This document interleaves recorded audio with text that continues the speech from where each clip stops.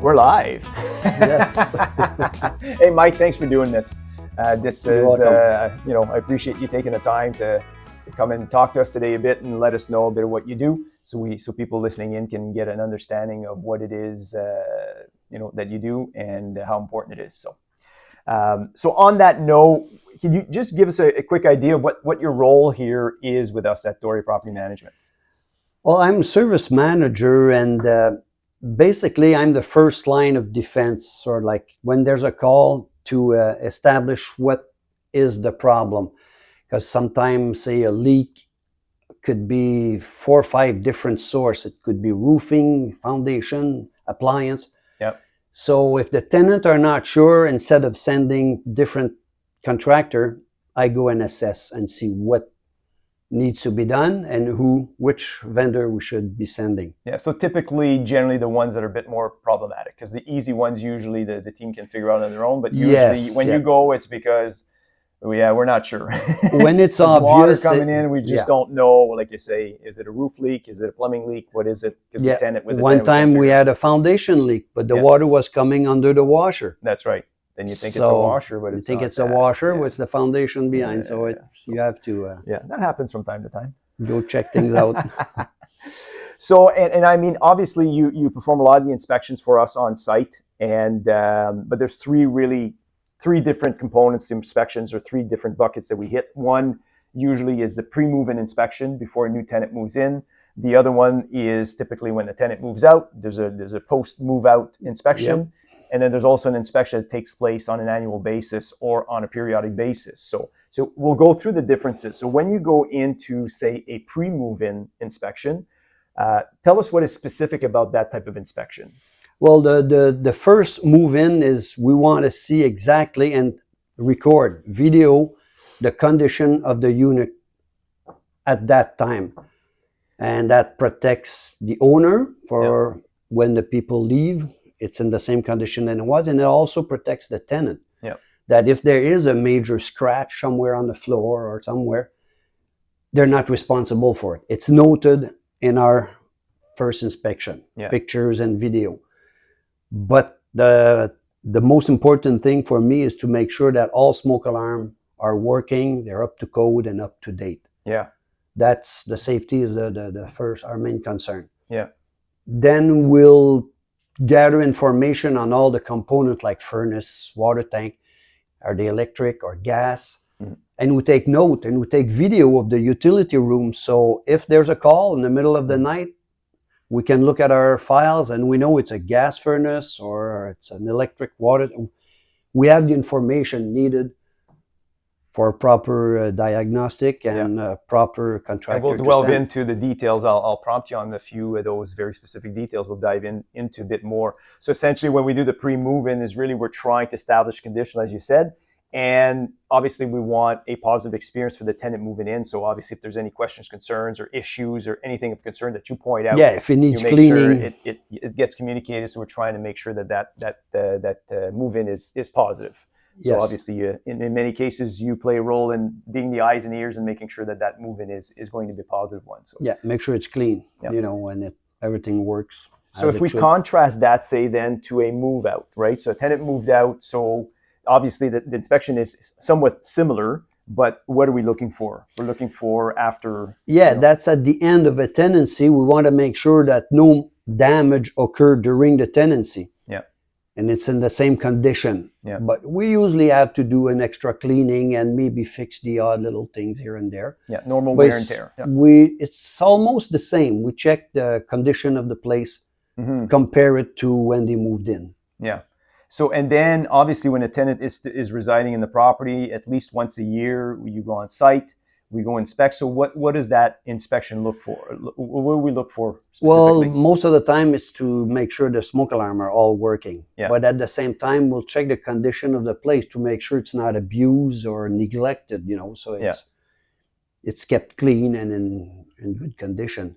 And if we see that it's not, then we make note of it, and then we go further depending on the gravity of That's right. What we see. That's right. And if so, what's the protocol for us if we show up on site and smoke alarm's not working? Well, we replace it right then and there. Yes, Yeah. that's the one thing we don't mess we don't- with. No, exactly. Safety If it's is missing, we got to put one. Yeah, we ask questions later, but we want to make sure that it's that it's it's safe and that the residents living in the property are protected. So obviously that's a priority.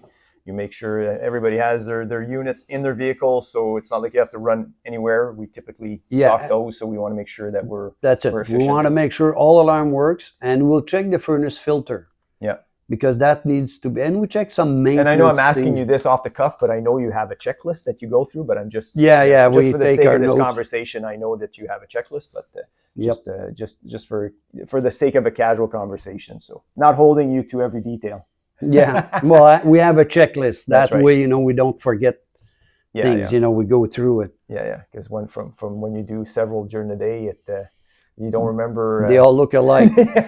So I take a picture of the address before I go in. Yeah. Then I take a picture of each smoke alarm. Yeah. As I go. Yeah. So when I do my report, I have everything to back it up. That's right. No, that's good.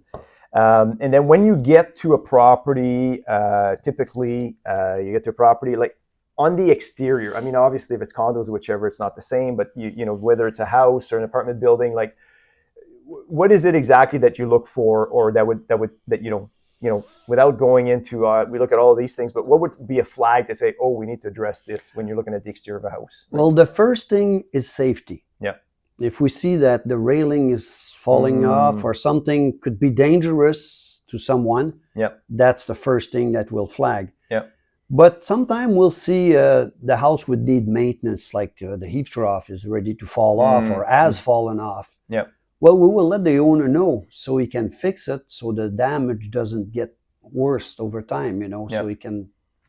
Yeah, because I think some of the stuff that I've seen in your inspections before too is, say, like a dryer vent where the cover is broken because it's brittle over the years, or there's lots of you're those. looking at the roof and you see a few missing shingles and you're like, oh, make sure that those things are addressed. Yeah. And one thing that's common too, it's the heave trough, the downspout extension is missing, so water is all pooling around the house. Yeah. And it will eventually find its way in. Yeah, no, exactly. So trying to, and sometimes it's regrading the exterior, whichever. So that's it. Make sure something's done to prevent further damage or future I think damage. You told me many years ago, right? Even if there's a crack in a foundation, 9 times out of 10, if you could just direct the water away from the foundation, water won't come in. That's it. Right? If water doesn't get to the wall, it won't go through it. That's good. And then, so you get inside the unit. I mean, obviously, I'm assuming you're checking the keys because you got to go in. And just give me a quick, like, what would be a flag for you to say, oh, okay, there's an issue here. Again, I think safety is one thing that is. We want to make sure we have enough keys for a spare one for us and a few for the tenant. Like we have the proper amount, and that garage door opener works, but for the key, we'll check if there's a remote control for fans and things like that. That's basically it as far as the key is concerned. Yeah. And then when obviously if the entrance was damaged or it's scuffed up, or it was sometimes it's holes in walls, the door smacks and then it's maybe missing the door. That's part of our move-in inspection. We video as we walk in the hallway and everything. So if it needs painting, we'll mark it. We'll note it. If there's major damage, of course, we write it down too. We take a picture. And then you hit the kitchen. So kitchen obviously typically has 2 or 3 appliances. So what would you check generally for the appliance? I know we don't go in and start doing dishes and cooking our meals, but I mean typically what I know visually, like if you look at a refrigerator, what are you? Well, we'll check if there's major crack or if it's broken. If all the buttons are there. That's right. And now what we do is we take a picture of the serial number on the appliance. So if we need some repair done at one point, we know exactly what kind of machine's there. We have the information. We have the serial number. Go back on site and figure it out. So it saves a lot of time in diagnosticating the issue. Being in business for over 20 some odd years, we learned a few things. Yeah, that's it. We get a bit smarter. Yes. And then dishwasher, obviously, you open up is is usually what you look for, for cleanliness, or if the rack is It's fairly broken or simple. spring, Yes, a lot of the sometimes people they don't. It's not fastened to the oh door. right, If it's moving around, well, it's not yeah, fix fastened it to the because countertop. eventually there'll be a leak if it's Yeah. moving around. Yeah. So we make sure it's stable, Yeah. it's in place, and that it works fine. Yeah. The tray pulls in and out properly. And sometimes I've seen the doors where the spring is broken, it whack, it's small. So Yes. it's just replacing that, because obviously you get that happening a few times and it breaks fairly easily. So Same thing with the fridge. All the crispers are they all in one piece? Yeah. And the stove, typically, I know stoves obviously are typical for cleanliness, so we'd want to check what exactly. So on the top, we check, make sure that nothing's broken, elements are all there. We'll check, make sure they work. Yeah. And then that's pretty well what we can do. A lot of So times make sure cleanliness, I think, with the stove. cleanliness, yes, Yeah, and if it works properly. Yeah.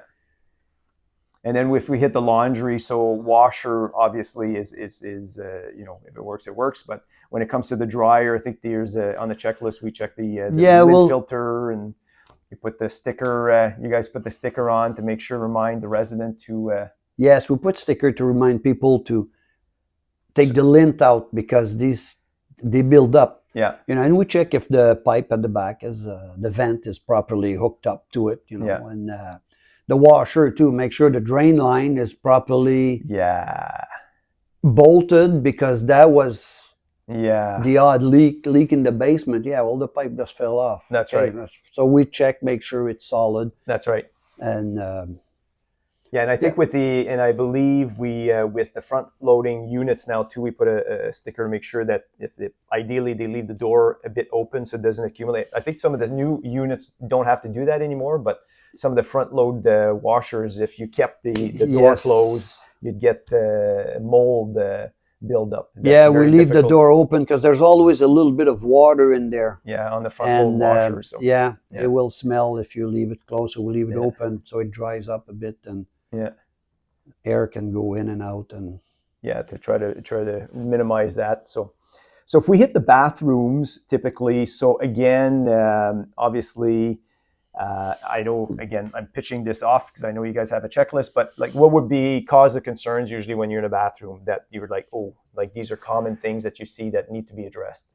We check that, make sure that the toilet is stable. It's not moving on a wall, because that would be a broken seal or broken flange, and that could be a bad leak coming soon. Yeah. So make sure it's stable. Then we flush, make sure it works. If it keeps leaking inside, then we need to repair it. And we check for signs of past leak, around the tub, around the toilet and sink, and the caulking around the tub. Make sure water don't seep in the walls, and or if there's a drip, there's a seal maybe that needs, you shut the water, but it keeps dripping, and sometimes those seals need to be replaced. Yes, so basically it's just make sure all component works the way they should. Yeah. And if ever there's an issue, obviously it gets reported, and we address it. And if there's repair to be made, then of course we get them done. Yeah. And then hitting bedrooms, I mean, obviously I think bedrooms are a lot simpler because there's no mechanical attached to it. Bedroom is simply, obviously when you're getting upstairs, if there's a ceiling leak or whichever, obviously that would be usually noticeable. That's it. We check the ceiling, but we check like the bifold door, make sure they work. The window crank works. The way the carpet is. Yeah. Make sure if it's stains or whatnot. Yeah, exactly. Again, and that would be on the video when you're moving in, and you get a sense of what. Everything is recorded. Move out, obviously, you'd be able to see. Oh, that wasn't like that when they moved in. And we film, we video, and then if there's major stain, then we'll take photo of that particular part. Yeah. We check the condition of the. That's right. And if there was a leak, obviously, then those are major concerns, but. We take it from there. So we had some. We check the ceiling. If there's, it happens. They'll give us if they see if the roof is leaking or if the bathroom upstairs. There's a leak. Then we know we have to look into it. Right. Find out if it's just a past leak or if it's wet at the time. Yeah, yeah, exactly. Yeah, because I guess you've got your humidity meter, right? So you go in, you can check the humidity, I believe. I have a humidity meter and Yeah. I have a infrared camera also. In Right. when special case there, we can. Yeah, so you get, like you say, so if obviously if it's an older leak, then it's not as concerning usually. It is concerning, but maybe not. But if it's still damp, then you know it's this. Chances are this is an active issue. Yeah, if it's below a bathroom, it could be just somebody, the toilet that ran over once, or Yeah. the kid that spilled the tub over. So we're Yeah. not gonna make a big fuss, but we want to make sure it's dry. Yeah, If it's wet, yeah, then we'll mark the size of the leak yeah, and we'll monitor it. yeah. So if it gets bigger but if it's wet, we'll check it out right away. Yeah, fair enough. But enough. yeah, we'll monitor it, make sure it stays dry and it doesn't get bigger. No, that's fair. Then we hit the HVAC. So obviously, most units will have some, whether it's electric or forced air, whichever. So generally, when you hit the furnace, I mean, obviously these are inspected at every interval. But you look at a furnace, like what typically would you look for? I mean, obviously we're not licensed technicians, but just as an overall. Well, we'll make sure the furnace filter Yep. is clean. Yep. That's for one thing. And having been a home inspector, I'll take a peek at the venting, make sure it's all free to go, it's all free, Yeah. it vents properly. Yeah. Yeah, we look at the condition and where it's situated in the house in case we have to go for a service call later. Yeah, because I think like you mentioned earlier, also you take pictures of the type of furnace, serial number, also. So yeah, the team especially knows if there's a tag on the furnace that a particular contractor installed that furnace there. That's right. Well, we'll take a picture of that so the service department has the information to send the proper contractor, the guy that installed it probably, or if it's a rental, especially like water tank there. Rental, so we'll make sure we know it's a rental. We call the rental company. That's right. As opposed to. And when it comes to the furnace filter, like how does somebody know the size? Like how do you determine the size? Well, the size, it's written on the filter itself. Perfect. Yeah. It's not written on the furnace, unfortunately. It That's should. Right. Yeah, it really should. Yeah, you're right. But no, we pull it out and it's usually written somewhere on it. Yeah. Then we replace it with the right one. And how, so a resident living in the property, how would they know that? They would have to look at it, or do we note it somewhere else? Well, tenant have to change them, replace them every 3 months or so. Yeah. Me, when I check, I go, if they're real dirty, then we'll put another one in. Yeah. Or if it's in the mid-annual inspection, I'll tell the tenant, you got to change soon, Yeah. Remind them it has to be changed once in a while. Yeah. And and I believe also that there's a sticker that goes on to the shutoff, the emergency shutoff for furnaces, because obviously some of the common calls that we would get is somebody say my furnace, my AC is not working, and then you realize you go in and the main shutoff is just off. So I believe you guys put stickers on it that say this is the main shutoff, do not shut. Yeah, we have sticker for the furnace switch, for the outside valve, shutoff valve, the main shutoff valve.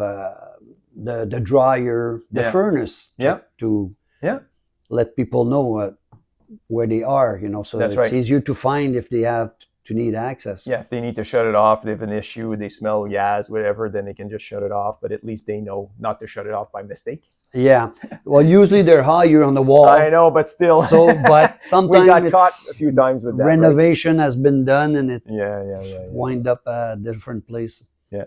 And on the topic of plumbing, obviously, a part of the inspections, I know this is part of the pre-move-in inspection, but there's generally a main shutoff in the property somewhere.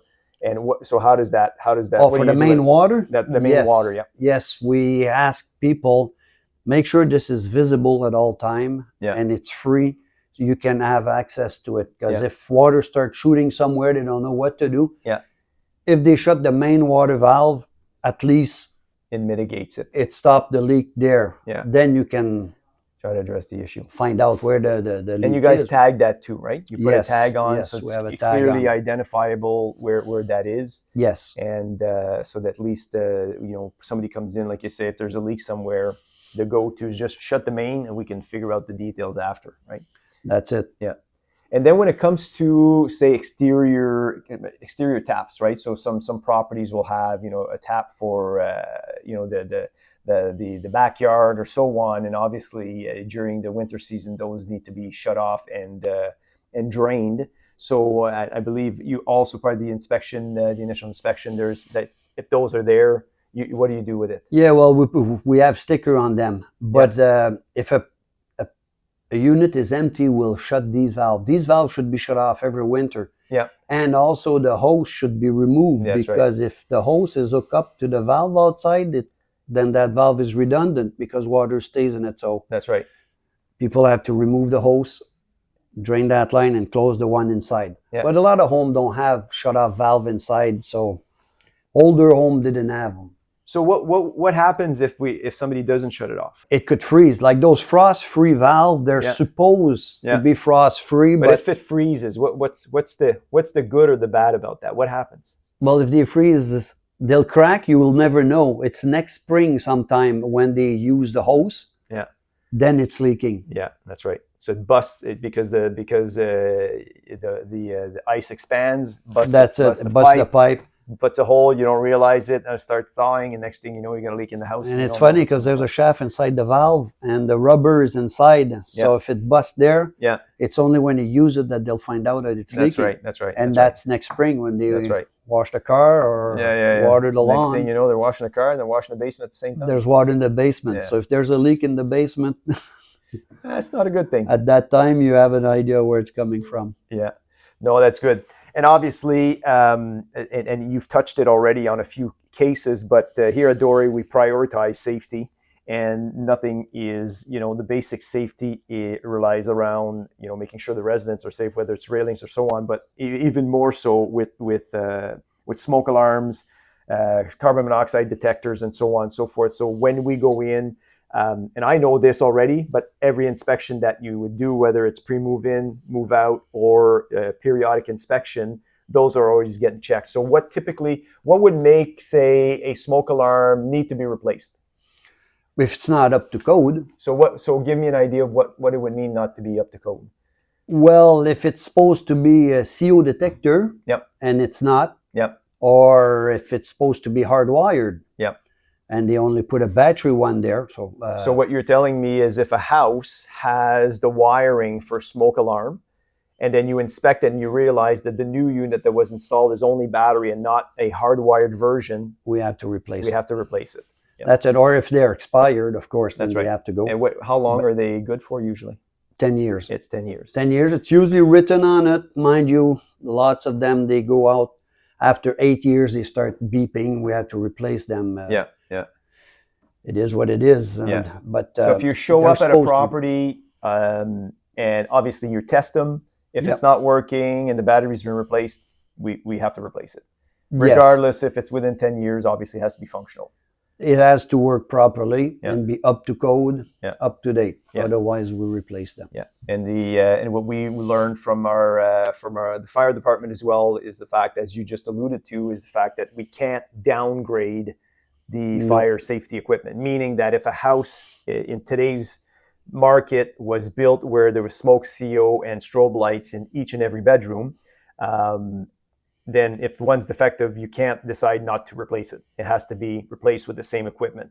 But if a house is 20 years old and it has just one smoke and CO detector where the bedrooms are, and that's defective, we replace it and so on. But you don't necessarily have to put them in bedrooms because at the time the house was built, that was not necessary. No, there's a lot of older homes, they didn't have them. That's right. So now they only have battery one, and it's okay. As long as it works and it's up to date, and up to code, there's no problem with the battery one. Yeah. But if it was a hardwire one there, you have to put another hardwire one. Yeah. You can't downgrade to a battery one. That's right. Yeah, you want to make sure that they're up. And this is, at the time of this video, that's what we know. The code may change in the next few months or next year, whichever, where this video would become obsolete. But just for the purposes of how we operate now, what we're being told, it's the one thing we have to do that's retroactive is CO detector. Right. Even if there was no CO detector upstairs, when they built the house 50 years ago, now they need one. That's right. If there's a burning,